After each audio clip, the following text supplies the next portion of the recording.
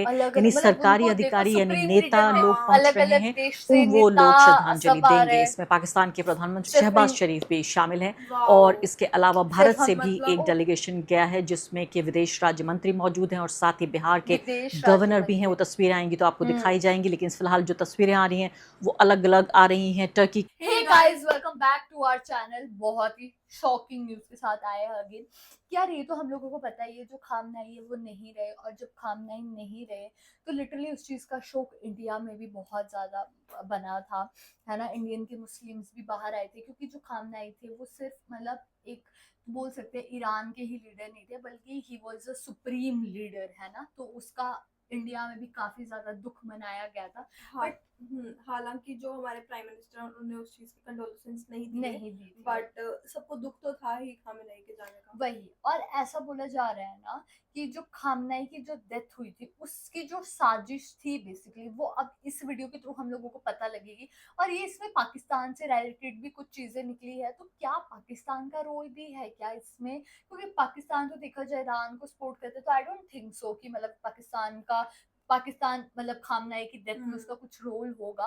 बाकी देखते हैं इस वीडियो के थ्रू हम लोगों को क्या पता लगता है। सो फिर आप भी देखिए, हम भी देखते हैं। Let's start. पूरे तरीके से हॉलीवुड में भी शायद इस तरह की कोई स्क्रिप्ट नहीं लिखी गई होगी, कोई पटकथा नहीं होगी जितने निर्दयी और शातिर तरीके से ये मोसाद काम करता है, जो इजराइल है वो काम करता है। और इस बार हैरानी आपको ये होगी जानकर कि अमेरिका नहीं चाहता था, अमेरिका के ना चाहने के बावजूद इजराइल क्या करना चाहता था और किस तरह से इस पूरी जो असैसिनेशन की, जो कत्ल की जो पूरी साजिश थी, उसको कैसे बस्ट किया गया।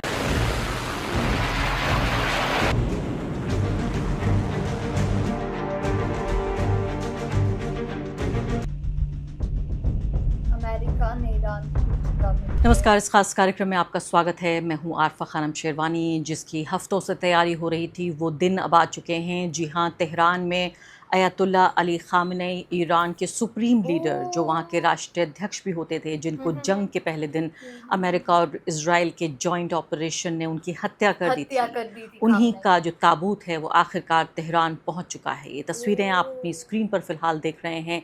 एक पूरा एक क़यामत जैसा मंजर फिलहाल तेहरान में नज़र आ रहा है। ये कई दिन का ये पूरा जो उनके जनाजे का कार्यक्रम है, उसके जुलूस अलग अलग जगहों पर जाएंगे और आखिर में जो मशहद शहर है ईरान का, वहाँ उनको दफनाया जाएगा, क्योंकि मशहद में ही बताया जाता है कि उनका जन्म हुआ था। तो फिलहाल इस ताबूत को आप यहाँ पर देख रहे हैं और उस जगह पर उनको ले जाया गया, उस ताबूत को जहाँ की उनकी हत्या की गई थी। मैं आपको कुछ ही पलों में एक ऐसी कहानी बताऊंगी जो सिहरन पैदा कर देगी कि इस पूरी जंग के दौरान सोचिए ईरान ने अपने आप को कैसे बचाया।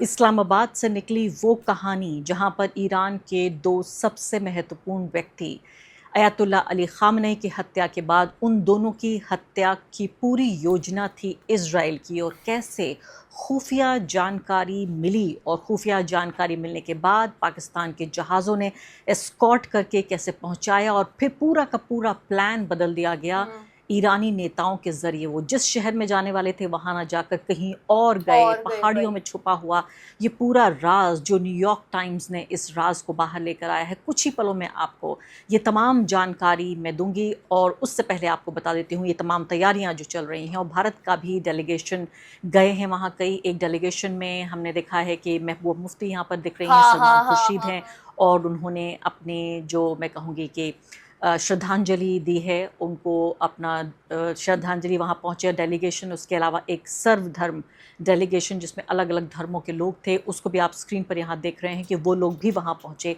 दोनों ने जाके भारत की तरफ से अलग अलग डेलीगेशन ने यहाँ पर अपना जो श्रद्धांजलि देनी थी वो दिया।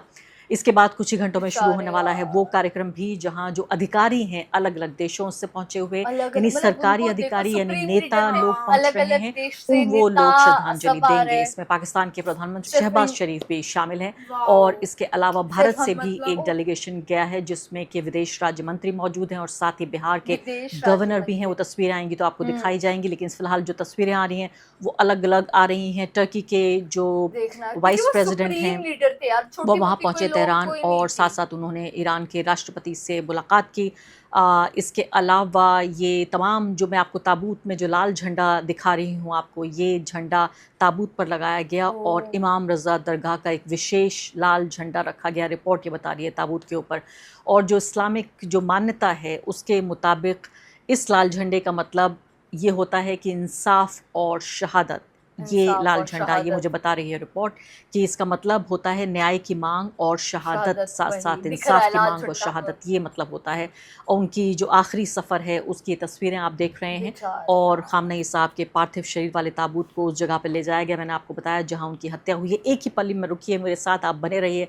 आपको मैं बताऊंगी कि इस्लामाबाद से लौटते वक्त वो कौन सी कहानी है। मुझे लगता है कि पूरे तरीके से हॉलीवुड में भी शायद इस तरह हाँ। की कोई स्क्रिप्ट नहीं लिखी गई क्या होगी, कोई कहानी, पटकथा क्योंकि नहीं होगी, हम जितने लोगों को ये तो निर्दयी पता है और बहुत शातिर इंपॉर्टेंट तरीके रोल से प्ले करते थे। ये मोसाद काम करता है, जो इज़राइल है वो काम करता है। और इस बार हैरानी आपको ये होगी जानकर कि अमेरिका नहीं चाहता था, अमेरिका के ना चाहने के बावजूद इज़राइल क्या वो करना अमेरिका चाहता था और नहीं किस चाहता तरह से था।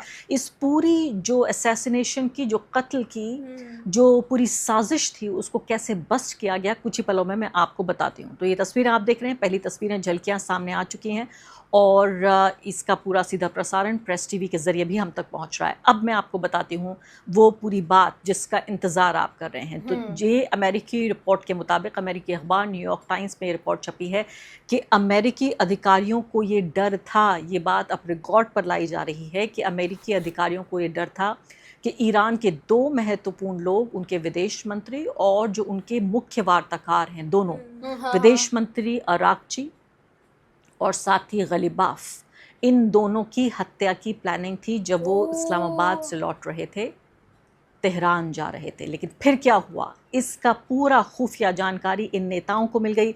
ईरान के पास भी खुफिया एजेंसी सिर्फ ऐसा नहीं है, इजराइल और अमेरिका के पास ही है, ईरान के पास भी है। और बताया जा रहा है इस रिपोर्ट में कि पाकिस्तान ने भी मदद की। इस खुफिया जानकारी को कंफर्म किया गया और यही वजह थी कि ये तस्वीरें मैं आपको दिखा चुकी हूँ, लेकिन तब तक मुझे ये पूरी कहानी नहीं पता थी। न्यूयॉर्क टाइम्स में ये पूरी कहानी नहीं आई थी।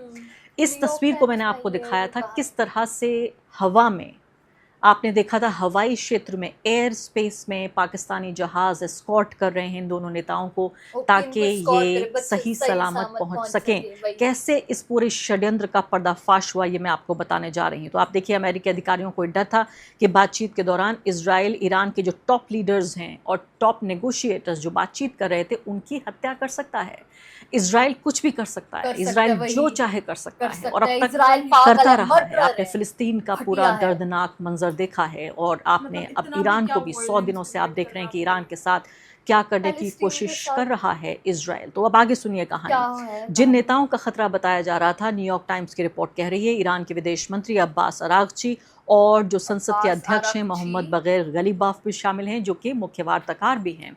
और आपको बताया कि इससे पहले दो महत्वपूर्ण नेताओं की हत्या भी कर दी। तो इजराइल का मकसद सिर्फ ये था कि पूरी की पूरी जो पॉलिटिकल लीडरशिप है उसको तबाह कर दिया जाए। और जो बातचीत इजराइल अमेरिका ईरान के साथ कर रहा था उससे बिल्कुल नाखुश था। और इजराइल ने, आप जानते हैं, ऑन रिकॉर्ड ये कहा था कि वो नहीं चाहते कि ये बातचीत हो, क्योंकि वो चाहता था कि ईरान में सत्ता परिवर्तन होना चाहिए, सरकार वहाँ की गिरा दी जाए, उसके बाद अपनी पसंद की सरकार वहाँ स्थापित की जाए, या इजराइल खुद ही अपनी सरकार वहाँ पर बना ले। इसके बाद ये था कि उनका मिसाइल का पूरा प्रोग्राम ख़त्म करना चाहते थे, न्यूक्लियर प्रोग्राम की अगर कोई पॉसिबिलिटी है उसको पूरे तरीके से तबाह कर दिया जाए और ईरान की पूरी लीडरशिप को मार दिया जाए।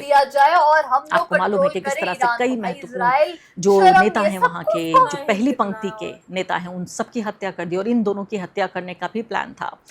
अमेरिका को ये डर था कि अगर ऐसा हुआ तो जो लोग बातचीत कर रहे हैं वो बातचीत टूट जाएगी। ऐसा नहीं है कि अमेरिका को कोई खास हमदर्दी थी, अगर हमदर्दी होती तो वो ईरान पर अटैक क्यों करता। उन्हें सिर्फ ये था कि वो बातचीत का हल निकाल कर शांति प्रक्रिया में हिस्सा ले रहा था, और अमेरिका ये नहीं चाहता था कि जो सबसे अहम नेगोशिएटर्स हैं, वार्ताकार हैं, उन्हीं की हत्या कर दी जाए। तो अमेरिका को जब ये पता लगा तब जाके इस षड्यंत्र का पर्दाफाश हुआ।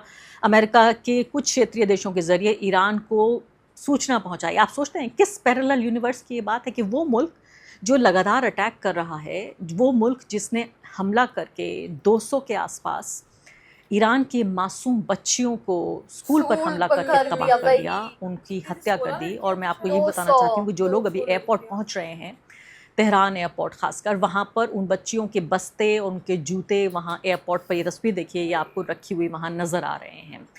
तो वो देश यहाँ पर गुप्त सूचना भेजेगा, खुफिया जानकारी भेजेगा, क्योंकि अमेरिका का जो लिमिटेड पर्पस था वो ये था कि फ़िलहाल जो लोग बातचीत कर रहे हैं उन लोगों को ना मारा जाए।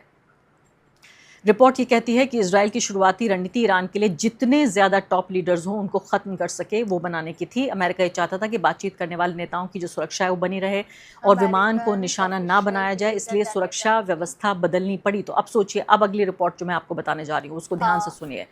तो आप ये सोचिए कि इस वक्त ये हुआ कि जब इस्लामाबाद से कतर की तरफ, यानी पाकिस्तान से कतर की तरफ जब जा रहे थे ये लोग, यानी दोनों नेता, तभी ये खुफिया जानकारी मिली और ये खुफिया जानकारी अमेरिका ने ईरान को दी। फिर पाकिस्तान ने जब इनको जानकारी मिली तो अपने जहाज, अपने एस्कॉर्ट्स भेजे, हवाई क्षेत्र में उनको एक एयर एस्कॉर्ट दिया, यानी कि हवाई सुरक्षा दी। उसके बाद इन दोनों नेताओं को जाना था तेहरान। तेहरान ना जाकर इन लोगों ने मशहद गए ये लोग और मशहद में अपने जहाज़ को लैंड किया।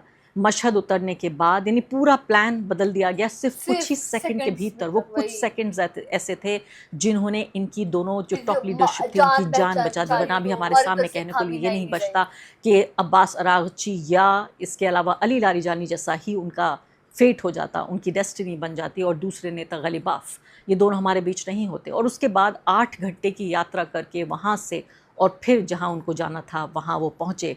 तो ये बताया जा रहा है कि 8 घंटे उन्होंने यात्रा की और उसके अलावा जो बातचीत में जो प्रतिनिधिमंडल, जो डेलीगेशन शामिल था, उसमें 70 लोग थे। ईरान और पाकिस्तान, ईरान ने पाकिस्तान और कतर के ज़रिए अमेरिका से ये भरोसा मांगा था कि इजराइल उसके जो नेगोशिएटर्स हैं उन पर कोई भी सीक्रेट अटैक नहीं करेगा। बातचीत के लिए मैंने आपको बताया कि 70 जो हैं अधिकारी वो शामिल थे और पाकिस्तान ने ईरानी विमान को अपनी सीमा से इस्लामाबाद तक और वापसी में लड़ाकू विमानों की सुरक्षा दी।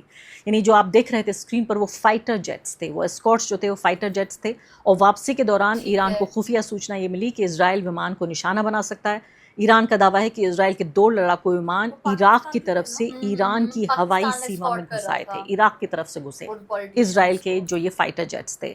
खतरे के बाद विमान की मशहद में एक इमरजेंसी लैंडिंग कराई गई और जो उनका डेलीगेशन था वो 8 घंटे सड़क के किनारे, और वो भी उन्होंने वो रास्ता नहीं अपनाया जो आम रास्ता होता है, पहाड़ियों से होकर गुजरते हुए न जाने किस तरीके से अपने ही मुल्क में लैंड करने के बाद ये लोग तेहरान पहुंचे। और उसके बावजूद ये आप सोचिए कि ये किस जिगर की ये बात है कि फिर भी अलग अलग मुल्कों में, चाहे वो स्विट्ज़रलैंड हो या उसके बाद वो कतर हो, वहाँ पर अलग अलग मुल्कों में ये डेलीगेशन गया और इस डेलीगेशन ने अमेरिका से बातचीत की। फिर भी इस सब के बावजूद सब कुछ दाव पर लगाकर, हालांकि ये बात तय थी कि ये मारे जा सकते हैं, उसके बावजूद भी आप इन बहादुर लोगों को देखिए, ईरान के क्या जांबाज लोग हैं ये, कि इस सब के बावजूद ये चाहते थे कि शांति हो, अमन हो, और इसलिए उन्होंने ऐसा किया।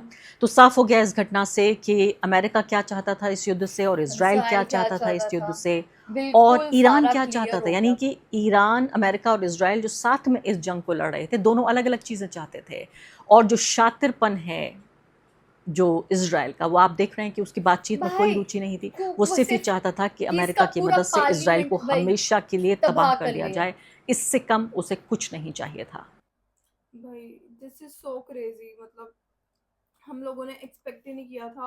मतलब एक्सपेक्ट तो क्या ही, हमें पता है कि जो इजराइल है वो बहुत ज्यादा वायलेंस क्रिएट करता है, और अब बात आई है मतलब खामेनेई की जो बॉडी है वो भी तेहरान पहुंच चुकी है। तो मतलब काफी चीजें हैं जो हमें मतलब काफी ज्यादा पता चली हैं, और ये काफी इन्फॉर्मेटिव वीडियो थी। यार सबसे पहले तो हम लोगों को ना जो ये खामेनेई की डेथ के पीछे रीजन था वो पता लगा। इतनी लंबी स्टोरी जो उन्होंने एक्सप्लेन करी वो पता लगी। उन्होंने पहले ही मतलब कि जो इजराइल है ना उसने अमेरिका का भी काइंड ऑफ यूज ही किया है, देखा जाए, है ना।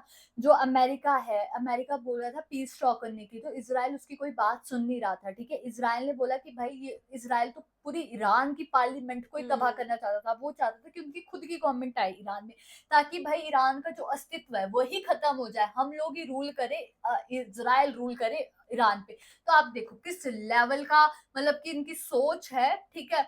और फिर उसके बाद इनको पता लग, इनको 2 जो लीडर थे जिनका नाम बताया गया, उनको मारने के लिए उनको पता लगा कि ये लोग ट्रैवल करने जा रहे हैं, तो उनको मारने के लिए वो लोग पीछे पड़ गए। इधर से जो इजराइल है उसने ये वाली बात बता दी अमेरिका को, अमेरिका ने ये बात बताई ईरान को, और ईरान ने आगे पास आउट करा पाकिस्तान को, और पाकिस्तान ने हेल्प करी इन लीडर्स की, स्कॉट भी करा गया लीडर्स को, है ना, पाकिस्तान द्वारा, ताकि ऐसा नहीं हो। और ये जो 2 लीडर है वो तो बच गए, लेकिन जो खामिनाई है वो नहीं रह पाए। तो आप सोचिए कि कितना मतलब इजराइल क्या है, मतलब अमेरिका का हाथ से, अमेरिका के साथ से वो ईरान को खत्म ही करना चाहता था। ठीक है, मेरे को तो समझ नहीं आता इजराइल कितना घटिया देश है, हमारा देश उसको क्यों सपोर्ट कर रहा है। पैलेस्टीन में क्या हुआ, पैलेस्टीन में उसने लिटरली जीना हराम करा था 1.5 साल उनका। ठीक है, और अब ईरान में भी उन्होंने क्या किया है। और यहाँ पे सबसे गलत चीज मेरे को अमेरिका की भी लगी। हालांकि जो अमेरिका कुछ अलग चाहता था, ठीक है, वो हरमोज से लेकर चीजें चाहता था, और जो ईरान है वो तो सॉरी इजराइल है वो तो चाहता था कि ईरान का अस्तित्व ही खत्म हो जाए, है ना। दोनों का अलग अलग था, but the main thing was कि बेसिकली जो इजराइल हैज यूज्ड अमेरिका, ठीक है, कि ताकि ये खत्म ही हो जाए तुम्हारा ईरान। हाँ, मतलब नक्शे से ही मिट जाए हाँ, बस हम लोग इसको पूरा करें, मतलब कि हम लोग यहाँ पे जो सरकार आए वो हमारी आए, हम लोग अपने इशारों पे नचाए सरकार को, और ऑब्वियसली जो सरकार बोले कि वो सिविलियंस को करना पड़ेगा। तो गाइज यही था हमारा रिएक्शन। आप लोगों को कैसा लगा कमेंट करके जरूर बताइएगा। अगर अच्छा लगे तो हमारी वीडियो को लाइक करिए, शेयर करिए, कमेंट करिए, और अगर चैनल पे नए तो सब्सक्राइब बाकी हम लोग अपना इंस्टाग्राम हैंडल का डिस्क्रिप्शन में दिया, अगर फॉलो करना चाहते हो तो कर सकते हो। बाय।